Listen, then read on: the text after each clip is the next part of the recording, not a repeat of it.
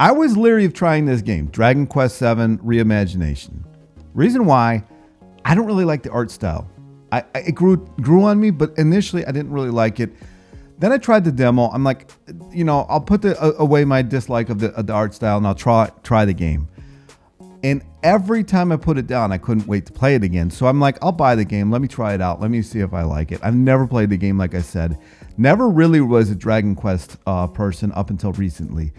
And wow, this game delivers. Let's talk about it. So again, I always kind of start off with the graphics. I don't know why, because it's like, not that big of a deal these days, but it really grew on me. And I wouldn't want all games to play like this, but the graphic style really fit this game and how this game is put together. So it really worked for it. It's a lot different than the first, second, and third game, which you'll see the reviews for eventually on this channel. And I like that. And I also like the fact that you can see the enemies in this one and there's no random encounters. Well, I did like the random encounters, the way they were dealt with in 1, 2, and 3. I did like the fact that you could see the enemies. And if you really just didn't feel like constantly fighting, you didn't need to. The travel function, which I think is kind of in all Dragon Quest games, is really good in this one. And it's even more meaningful in this, and it tells even more of a story. The difficulty now, this is the part that I've seen all over the board. Some people like the difficulty, some people don't like the difficulty. You can kind of set it to any kind of difficulty that you want to. You can make it as easy as you want, and you can make it as hard as you want, or you can play in the direct in between. The controls are really good. I've never found myself wishing the controls were different. I didn't find myself wishing I could change the control layout. I think they did a really good job with that. Now, this is one part of the game that I had a little bit of issue with, and that is the objectives and how to advance basically in the game. Sometimes it was very clear. Other times it's like, I don't know what's going on right now. And there's so many different worlds. I don't really feel like trying to figure this out, but there is a way to kind of get an idea of what's going on, which I really like. I do like that this is a 4-person party. I think that's like the pinnacle of the Japanese role-playing game. Lightens the load and makes it a little bit more enjoyable to play. And the dungeons are another thing that I wanted to talk about. Some of the dungeons do kind of drag on, and it's, again, I've harped on this in a lot of my reviews.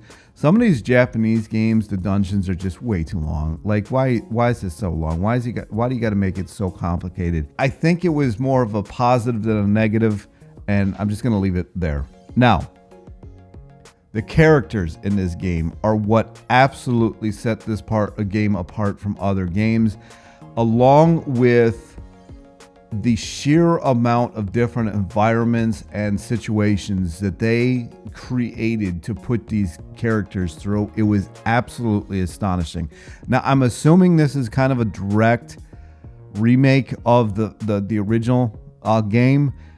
I cannot imagine. I'm a pretty imaginative person, but the amount of effort that was put into each different little world, each different little continent, each little different subset of each, the amount of effort put into this game was astonishing. And it did keep me coming back for more. The characters are all very well fleshed out. They all have their personalities. The NPCs are very well fleshed out. They even have their own personalities.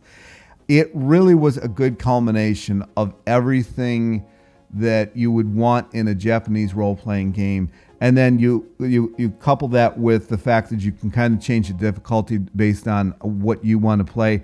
It really does meld together as just something that you can't wait to come back to. And I think the replayability factor is definitely there, which is not a thing that I normally do with any game, but I think that this game might actually be something worth replaying. And that leads me to something that I thought was lacking in the first 3 remakes, and the music in this was so good. It fit each environment very well. The one thing I will have to say, though, is I did have to turn the music down a little because it was overriding the voices. Like, you couldn't hear them talking sometimes because the music was so loud. But other than that, I really have no cons of this game other than there's a couple of times where I found myself not exactly knowing where, like, there's these like little pieces that you need to find of rock and to advance yourself in the game. I don't like talking about the story too much because I don't like ruining it, but you do have to find these little things that kind of warp into different continents. Sometimes I didn't know where to find them, and they also, even with that though, they really tied every continent kind of together so well. Anyways, if you're on the fence about this game, or even if you played it originally, I would 100% recommend trying this game out. This game really was phenomenal. Now I just hope that they remake 4, 5, and 6. Hopefully they do that, and that would be amazing. Anyway, that is my review of this game. I highly recommend it. Again, I was off-put by the graphics in the beginning. I didn't really like the way it looked, but it actually grew on me. I kind of started liking the way it looked. 100% go play this game. I don't think you'll regret it. It just was that good. Now, if you want to try it out, at the time of me playing this game, there was a demo on PlayStation Store. So if you want to try the demo out, I would go try the demo out. But if you're anything like me, you'll be just buying the game anyways. That is my review. Hopefully you enjoyed it. Thank you for watching, and I'll talk to you in the next one.